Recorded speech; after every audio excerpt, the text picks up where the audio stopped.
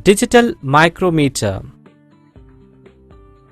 Digital micrometer is one of the simplest and most widely used measuring equipment in any manufacturing industry.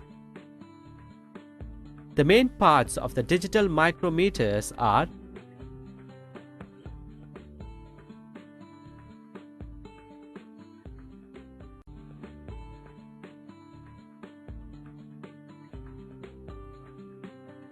range the increment ID plate.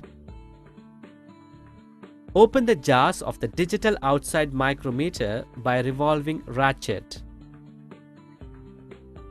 Place the item to be measured against the anvil of the digital micrometer. Make sure the micrometer is perpendicular to the surfaces being measured. Rotate the ratchet until the spindle contacts the item. Lock the workpiece on the digital outside micrometer. Now the LCD display shows the output reading. LCD displays measuring data and makes direct readout with resolution of 0.001 mm.